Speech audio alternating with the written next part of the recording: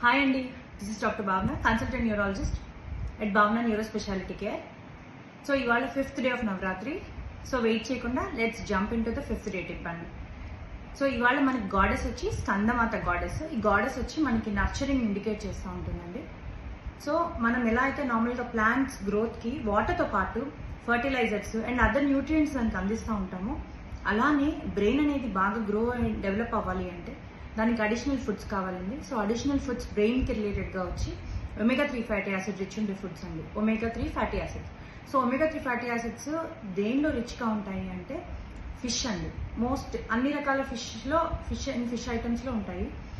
So మరి vegetarian పరిస్థితి ఏంటి మేడం అంటే, సో వెజిటేరియన్స్కి వచ్చి మెయిన్గా ఫ్లాక్స్ సీడ్స్, అవిసె గింజలు, చియా సీడ్స్ అండ్ అందరికి కామన్గా తెలిసిన వాల్నట్స్. సో ఈ ఫుడ్ ఐటమ్స్ వల్ల ఒమేగా-3 ఫ్యాటీ యాసిడ్స్ మన బాడీలోకి మన బ్రెయిన్కి అడిక్వేట్గా రీచ్ అయితే మన బ్రెయిన్ అనేది బాగా నర్చర్ అవుతుంది. So today's tip is eat right and be healthy. Thank you.